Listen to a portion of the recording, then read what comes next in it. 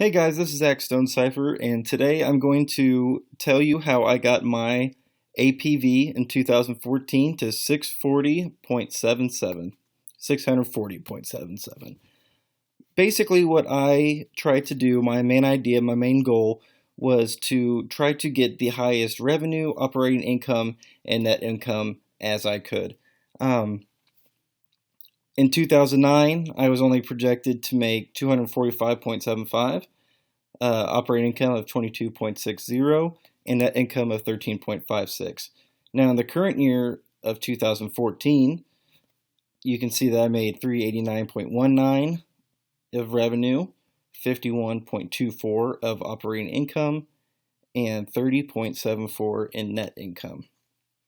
So throughout this little video here, I'm going to show you a couple of my projects that I invested in and got that 389.19, and basically just kind of explain my thought process, go through some of the numbers that I thought that were standoutish to me, and just basically just kind of explain on why I thought that was definitely a sure thing to do. Looking here at my revenue by division, you can see that my retail business kind of carries the workload, which is something I don't have a problem with about, it's all about sales. And so operating profit, I have down here. Now I have licensing as my kind of workload here, because you'll see on the discounts that the licensing division has the lowest discount, and I didn't make any specific percentages of discount. I just kind of went with what was on there, and I just went, obviously, like I just said, with licensing. They had the lowest, and that means it had the lowest risk, and with it having the lowest risk means that I have a better chance of keeping my money and making that profit. I was always told, the turtle wins the race. Don't try to rush anything. I think the go big or go home motto is kind of foolish when it comes to money. So, yeah, that's why my licensing is just so greatly larger than the retail and production. So, what I'm going to do now is I'm going to go over a little bit of my project updates. I'm going to click here, and I'll start with 2009. I kind of started looking at first what was going to get me the most money out of the gate. How can I kind of get the ball rolling? And I ran into Match My Doll clothing line, and I'll show you that. It says here, the clothing line outperformed expectations after a celebrity's daughter was photographed wearing items from the line shortly after its debut. Gross margin was also higher than expected due to lower than anticipated raw material costs. So basically what it's saying there is that it was not expected to make the amount of money that it did, but thankfully one little girl wore it, and all the other girls in the world said, hey, let's get that shirt, but I'm making money, so what's the matter? So I got up to 2011, and I saw that there was an expansion of concept. And with the expansion of concept, I knew that would be a little bit risky. It's kind of like the sequel, kind of more on the adventurous side. And I just said, the turtle wins the race.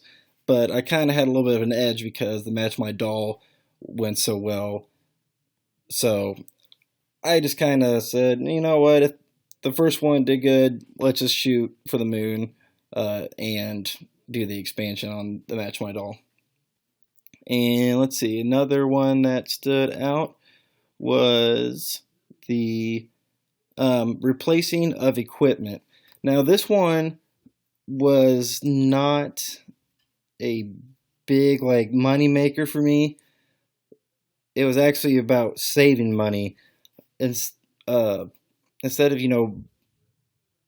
going and getting all expanding and just gutting everything, I just kind of decided I was going to replace what I had and just cut the cost down a little bit and kind of worry about the big projects that I was going to do. So if I can save a little bit of money here, I can spend a little bit more up here in 2012, 2013. So I'm going to go ahead and move on to the Match My Doll and get into the why I chose these. And go to project details, and that's the Match My Doll expansion. I'll go to the original Match My Doll. So like I said here, there is the discount rate of 6.9, and I did that in licensing because I said that it had the lowest risk, and the risk is already high up here. So I just wanted to, make sure that I could keep it as low of risk as I possibly could. Now, the lifetime project costs 5.57. That's not too high, looking at the other projects that were in the simulation. It was about average.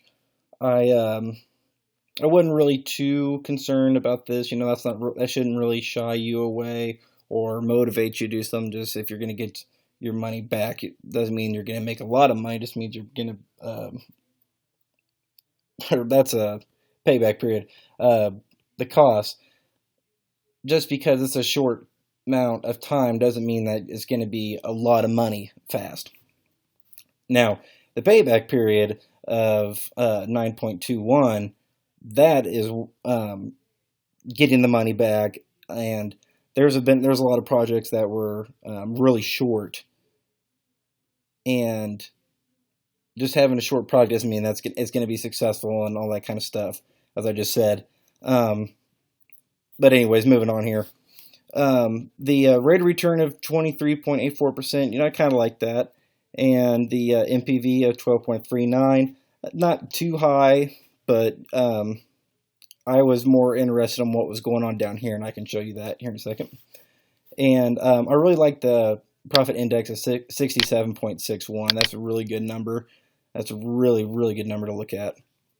Moving on down here, we go to the cash flow statement here. And I liked what I start seeing at the very beginning here with net income. You can see that the numbers are increasing every year, every single year. And that just kind of proves to me that, so far from what I've seen, I'm making a good investment. I'm making money. This project is working out. Yeah, and then plus the depreciation, you can see the total is just going up, up, up.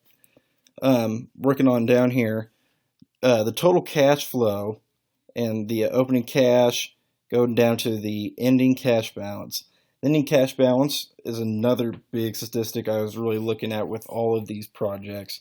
And this, along with the expansion, had a really good job of keeping the consistency of increasing throughout. It was actually increasing more as time went on, so that was a good thing to see. Now I'm going to go ahead and switch over to the expansion, and as you can see here on the expansion, that the cost is a little bit lower, not by much, really no big deal. The big difference here is the profit index. That is quite a bit lower than the original Match My Doll, but as you can see down here, that the numbers consistently were still going up. Not in the bigger margin that the original Match My Doll was, but it was still increasing. It was kind of a trend, as the years went on, that the investments were kind of getting harder to decide. I kept doing more. I had to do probably 3 or 4 simulations before I could find a good enough APV number for me to be satisfied with, and I kind of just had to go through trial and error just to kind of see what works and what didn't work. So I suggest, running through this a couple times and seeing, what works on your simulation, your capital budgeting, and what really doesn't. One of the main things, though, to look at here is make sure that your numbers are not going down or in the negatives for that, rather, or that they are flatlining, staying consistent. You don't want to see a consistency of 1.24, 1.24, 1.24. That kind of shows that your project, your investment isn't really going anywhere. Or, that could even mean inflation, and that is not something you really want to mess with. So going back to my project updates, most of my projects that I invested in did really well. Some of them didn't really do as well. I think I had had something go kind of, yeah, right here, Dolls of the World. Development of successful prototypes took longer than expected, which delayed launch by several months and caused the company to miss an entire holiday season. The initiative is still expect to succeed. So basically, the first couple years, or the first year, kind of took a hit, but they're saying, if we continue with this and they kind of get back on the right foot, it's still going to be all right. So that is basically how, you kind of saw how I went about this project here. I went on to the project details, and the main things I looked at was the MPV. That's not necessarily the biggest thing to look at. You can have a high MPV and have horrible, horrible stats down here. As I learned in the beginning, I was not making very good investments, and my APV at the 2014 mark was not where it should have been. It was quite embarrassing. Rate of return is always pretty solid. That's something you really want to look out for. The discounts, I'm telling you, I think the turtle wins the race. I think that me staying with consistently, low, helped me get to where the APV I was at.